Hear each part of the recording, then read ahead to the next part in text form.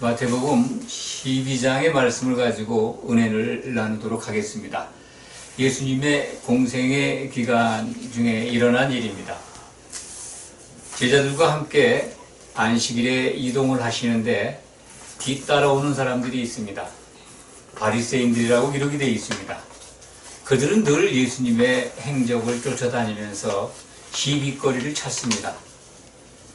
예수님과 제자들을 참으로 호시탐탐 노리고 책 잡을 일이 무엇이 있을까 그렇게 기다리고 있는 사람들 같습니다. 그래서 예수님의 말과 또 제자들의 행동들을 주시하고 있었던 것 같습니다. 오늘 본문에도 1절에 보면 안식일에 이동을 하시면서 아마 모든 사람들이 배가 고팠던 것 같습니다. 그런데 예수님의 제자들이 그 시장길을 못 참고 지나가는 길에 밀밭에 있는 이삭을 잘라서 먹습니다. 안식일에 이제 이삭을 잘라 먹는다는 게 그 추수하는 거죠. 일을 했다는 겁니다. 바리새인들 눈에는 그게 이제 안식일 침범이죠. 율법이 정한 안식일을 거룩히 지키는 것을 지키지 않았다는 겁니다. 그런 생각을 가지고 제자들을 향해서 질문하는 게 아니라 예수님께 나와서 그들이 당신의 제자들이 하지 못할 일을 했다. 완전히 그 책 잡으려고 덤벼드는 말이죠. 이렇게 예수님의 공생의 기간 동안에 늘 바리새인들이라고 하는 또는 율법학자이면서 서기관들이 예수님의 동태를 예수님이 하시는 일을 그리고 모든 말들을 주시해서 감시하고 있습니다.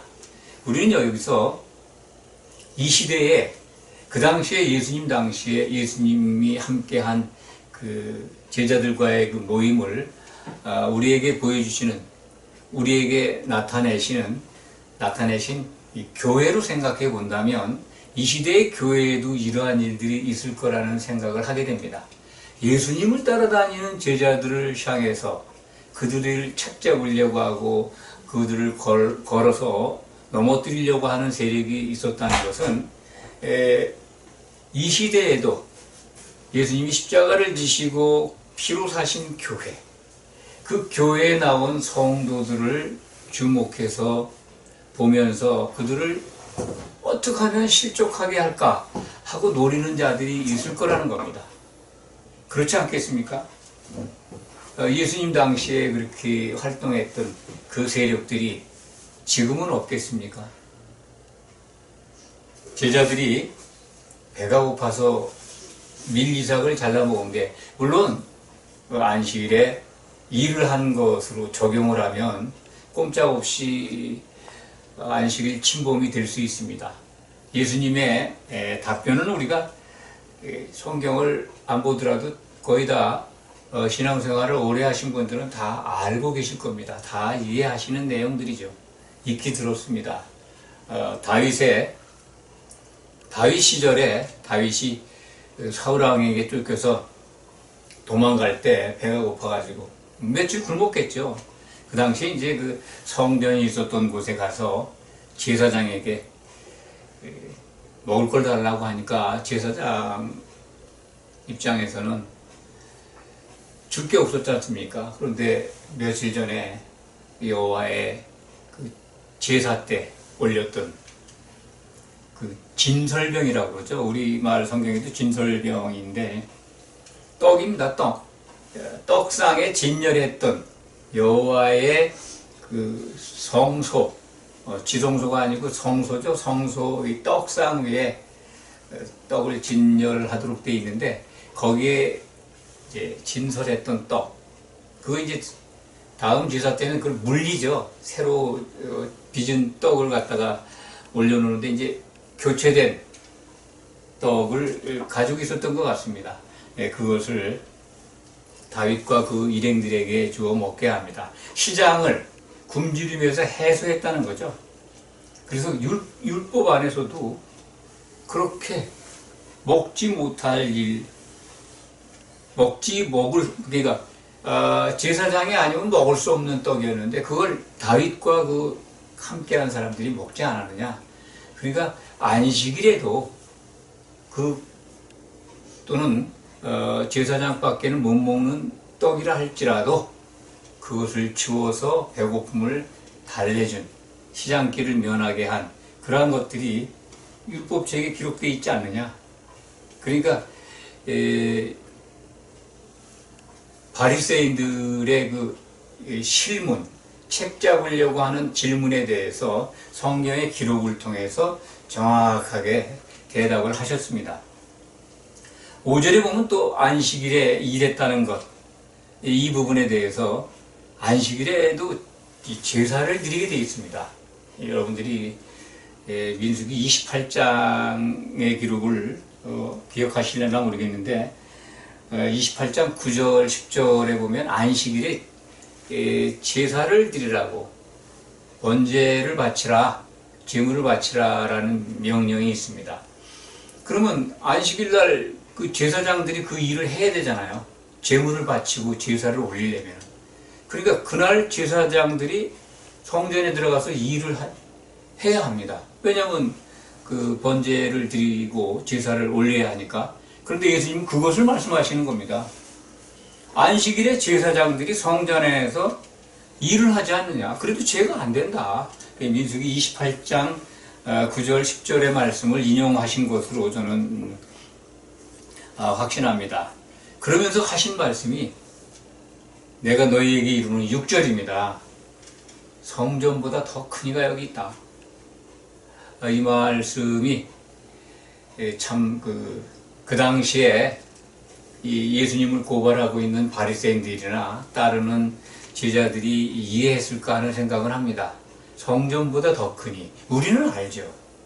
성전은 하나님을 섬기고 하나님께 제사를 드리고 하나님의 임재를 기다리는 하나님이 임하시는 장소입니다. 그런데 예수님은 하나님 그 자체시잖아요. 내가 성전보다 큰 인자로 오셨지만 성전보다 큰 이가 여기 있다라고 했는데 그거에 대해서 반응한 것은 성경에 기록되어 있지 않습니다. 성전보다 더 큰 이는 하나님뿐이잖아요. 예수님 스스로가 자기의 신분을 말하지만 그들의 눈은 다 감겨 있습니다. 늘 시비하는 사람들은 자기들이 갖고 있는 지식을 기준해서 막 대듭니다. 이 시대의 이단들도 자기가 배운 정보만 가지고 막 대듭니다. 뭐 이렇게 설명을 하려고 하면 듣지를 않아요. 자기 주장만 합니다. 막 해도 그냥 싸움밖에 일어나진 않아요. 그래서 멀리하라는 겁니다. 한두 번 훈계한 이단은 멀리해라. 설득을 해서 뭐 이렇게 할 것 같지만 뭐 해보신 분들 많을 테지만 잘 안 됩니다. 자기가 갖고 있는 지식과 자기가 설정해 놓은 기준 그것만 주장을 합니다. 이 당시에 바리새인들도 자기들이 알고 있는 율법 지식 안식일은 거룩히 지켜야 되고 일하면 안 돼. 그런 사람들에게 예수님의 이 말씀이 얼마나 그들 귀에 응했는지 모르겠습니다. 성전보다 더 큰 이가 여기 있다에 대해서 당신이 누구냐, 당신이냐 이렇게 물어봤을 텐데 그런 말씀은 없어요. 예수님은 호세아서 6장 6절을 인용해서 자비를 원하고 제사를 원치 아니한다. 이 말씀이 마태복음에 두 번째 나옵니다. 그러니까 제자들은 지금 이삭을 잘라 먹었지만 죄가 없다는 거예요. 무죄한 자를 정죄하지 마라. 하나님의 뜻은 시장할 때는 배고픈 사람을 먹이는 게 하나님의 뜻이라는 거예요. 그게 자비고 그게 사랑입니다. 만약 하나님을 믿는 바리새인들이 하나님의 백성이었다면 정말 그 형제를 사랑했을 거 아니에요? 예수님은 이 땅에 오셔서 십자가를 지시기 전에 우리들에게 새 계명을 주셨습니다. 그 핵심이 뭡니까? 형제 사랑이잖아요. 교회의 가장 핵심적인 법입니다. 형제 사랑을 아직은 아니지만 이 호세아서의 6장 6절에 남긴 말씀을 통해서 그들에게 일깨워 주신 겁니다. 그런데 8장의 말씀이 가장 중요하죠.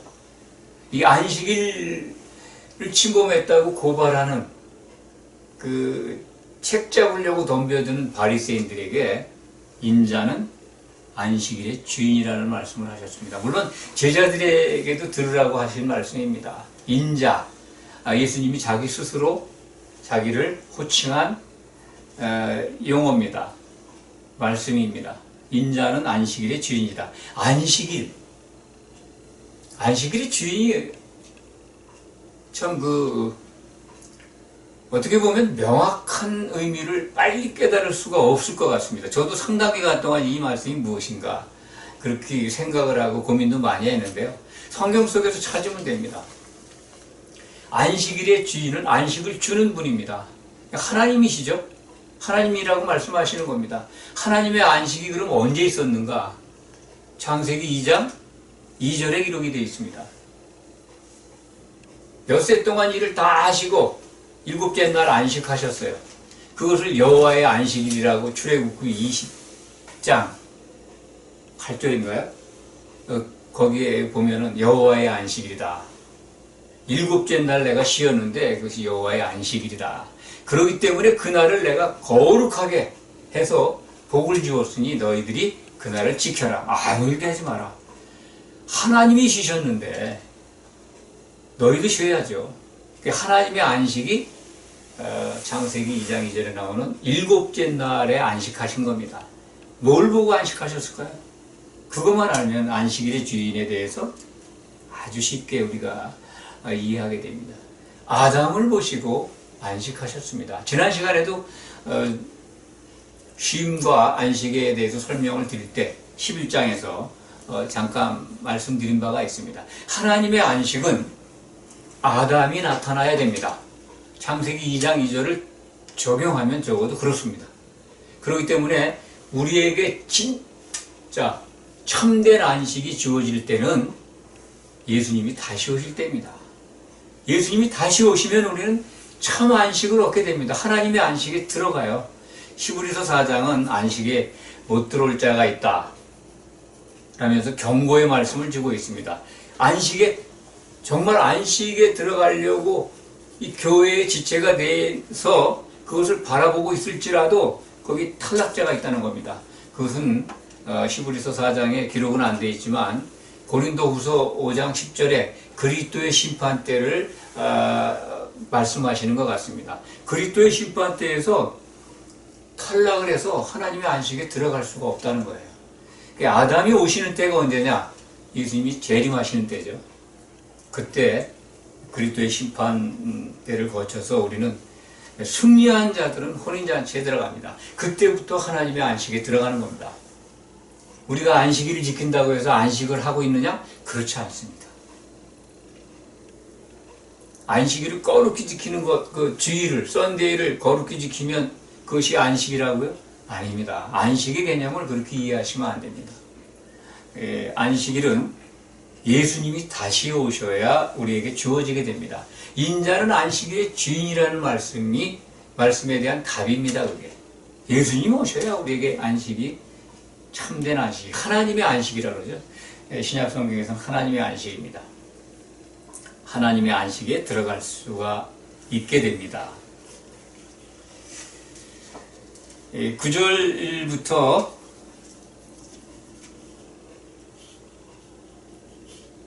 21절까지는 이 안식일에 계속해서 예수님이 뭔가 하시려고 하는 걸 책잡으려고 바리새인들이 따라다니면서 주시하는 가운데 거기서 또 책잡는 내용이 담겨 있습니다.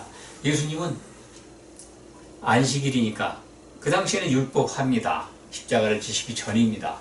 부활 승천하시기 전이기 때문에 율법 시대입니다. 율법을 다 지켜야 합니다. 예수님이 회당에 들어가셨습니다. 안식일을 지키시기 위해서.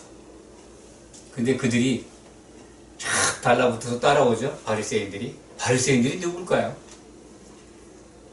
요한복음 8장 44절을 한번 찾아보시기 바랍니다. 요한복음 8장 44절.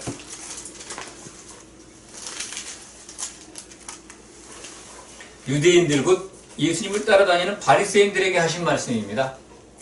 제가 읽어드리겠습니다. 너희는 너희 아비 마귀에게 났으니 너희 아비의 욕심대로 너희도 행하고자 하느니라. 그는 처음부터 살인한 자요 진리가 그 속에 없으므로 진리에 서지 못하고 거짓을 말할 때마다 제 것으로 말하나니 이는 그가 거짓말쟁이요 거짓의 아비가 되었습니다. 바리새인들이 누구라고요? 마귀의 자식이라는 겁니다. 예수님을 책잡기 위해서 따라다니는 그 회방꾼들이 마귀에게서 나왔다는 겁니다. 교회를 끊임없이 세워지지 못하도록 회방하고 있습니다. 이 시대에도 교회가 올바른 모습에 회방하는 자가 있다면 마귀의 자식입니다.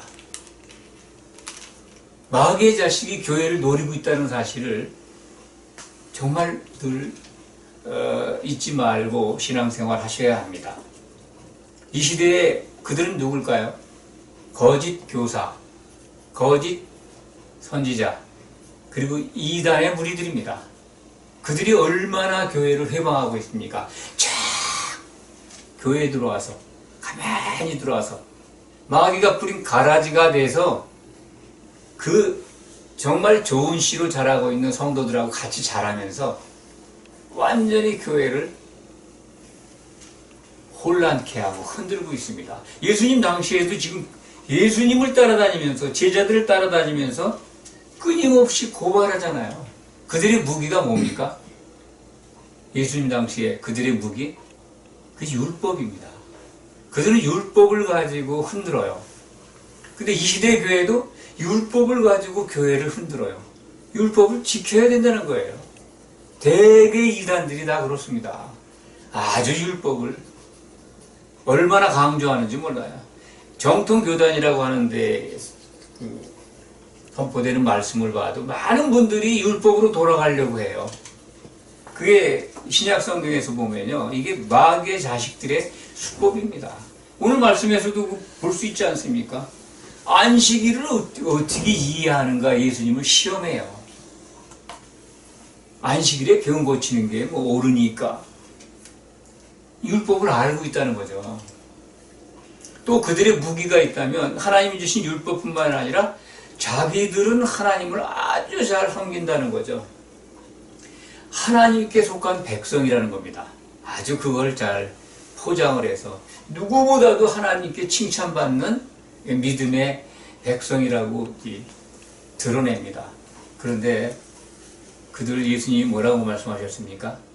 양의 탈을 쓰고 속에는 나타나지만 속에는 일이다. 지금 예수님 당시에도 예수님의 이동할 때나 또 말씀을 할 때나 능력을 행할 때 다 자리에서 참소하잖아요. 그게 마귀의 특징입니다. 참소의 기준은 하나님과 율법이에요. 지금도 마찬가지입니다. 자기들은 하나님을 올바로 믿고 있다는 거고 올바로 성경을 해석한다는 거고 그리고 자기들은 그 율법에 입각해서 아주 신앙생활을 잘하고 있다는 거죠. 그러니까 마귀가 뭐를 줍니까? 능력도 줘요. 귀신도 쫓아나게 하고 뭐 여러 가지 참 방언기도 예언기도 별의별 다 합니다. 그러니까 거짓 교사, 거짓 선지자한테 다 속아 넘어가는 거죠. 교회를 흔들고 있는데 교회는 안전하다고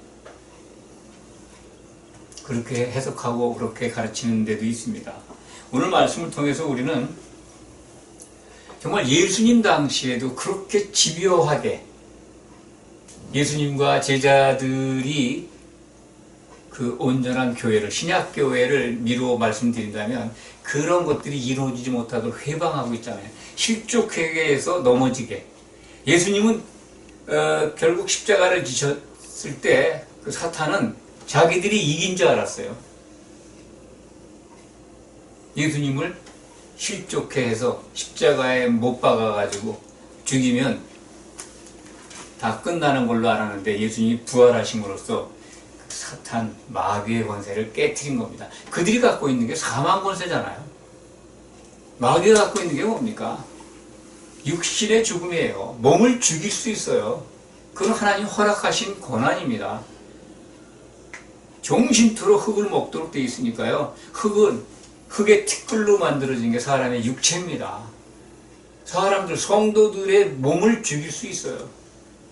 지금 코로나로 지금 다 벌벌 떨지 않습니까? 코로나 바이러스로. 그 바이러스는 사람의 몸을 죽입니다. 바이러스는 숙주가 있어야 되는데 사람 몸이 숙주입니다. 숙주가 사람 몸을 이용해서 자라서 사람을 죽게 해요. 지도 죽는 거죠. 바이러스가 무서운 거는요, 숙주를 죽입니다. 교회의 숙주는 뭘까요? 교회가 숙주라면, 참, 교회의 바이러스는 바로 이겁니다. 사탄 마귀와 그의 수졸들이 교회라고 하는 숙주를 먹이 삼아서 잠복해서 들어와서 죽이는 겁니다. 그들은 성도들의 몸은 죽일 수 있지만 성도들의 진짜 생명, 혼은 못 죽입니다. 그래서 마태복음 10장 28절은 두려워하지 말라는 거예요. 아멘. 몸은 죽여도 혼과 그 부활체 영체를 죽이지 못하는 사탄 마귀를 두려워하지 마라. 아멘. 이 시대에도 우리가 그렇습니다. 코로나 바이러스가 사람 몸은 죽일 수 있습니다. 그렇지만 성도는 정말 두려워하면 안 됩니다. 물론 그것을 만용을 가지고 이렇게 예방하지 않거나 그냥 무시하라는 게 아닙니다. 정말 우리는 두려워할 분이 누군가를 알기 때문에 교회는 세상 사람들과 달라야 합니다. 세상에 주신 재앙 같지만 이 코로나 바이러스, 이 사태, 이 재앙은요, 교회에게 주시는 경고의 메시지가 더 많습니다. 교회가 이것을 바라봐야 합니다. 그랬을 때 우리가 성경을 배우고 예배를 드리고 기도하고 찬송하면서 우리의 믿음이 더 풍성해지고 하나님이 원하시는 게 뭔가를 깨달아서 그 방향대로 나아갈 수 있습니다. 예수님은 이사야 선지자를 통하여 말씀하신 바대로 이 땅에 오신 분입니다. 18절 이하가 그걸 기록하고 있습니다. 이사야 42장 1절에 기록되어 있는 말씀으로 기억이 됩니다. 1절부터 4절까지인가 그렇게 되어 있을 겁니다. 보라 내가 택한 종 곧 내 마음에 기뻐하는 바 내가 사랑하는 자로다. 하나님이 사랑하는 자가 누굽니까? 하나님의 아들이신 이 땅에 오신 예수님이죠. 예수님을 지칭하는 그 예언의 말씀이 이사야서 42장 1절에 기록이 되어 있다는 것을 우리는 확인하게 됩니다. 그는 다투지 아니합니다. 들내지 아니합니다. 큰 소리로 외치지 않는다는 거죠. 들내지 않는다는 거는. 다투지도 않고 큰 소리 치지도 않고, 그러니까 아무도 길에서 그 소리를 듣지 못하죠. 예수님은 하나님의 영을 받고 성령 충만한 가운데 심판을 말씀하셨습니다. 28절의 말씀이죠. 그리고 20절에는 그분은 상한 갈대를 꺾지 아니하며 꺼져가는 심지를 끄지 아니하기를 심판하여 이길 때까지 하리니, 예수님의 심판대가 있음을 알려드렸습니다. 그리스도의 심판대, 그때 우리는 이기는 자가 되어야 합니다. 가장 중요한 게 이방들이 그의 이름을 바라리라. 우리가 바로 이사야서 42장에는 섬들이 그를 앙망하리라 이렇게 되어 있는데, 섬이 곧 이방입니다. 우리들입니다. 유대인이 아닌 우리들이 그분을 바라보게 됐잖아요. 그걸 이루려고 오셨다는 거예요, 예수님이. 그래서 예수님이 오신 그 목적대로 우리는 지금 이방인이었는데 예수님을 바라보잖아요. 소망으로 갔지 않습니까? 아멘. 오늘 말씀에서 우리는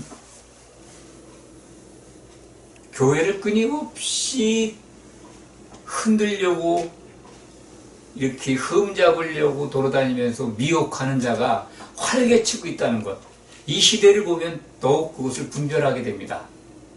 교회는 예수님의 몸으로 세워져야 할 하나님의 목적입니다. 하나님이 세우신 그 궁극적인 목적의 대상이 교회입니다. 왜냐하면 예수님이 다 두 번째 오실 때는 결혼하러 오시는데 결혼의 짝이 교회라는 겁니다. 에베소서 5장 31절 32절의 말씀을 기억하시기 바랍니다. 기도하겠습니다.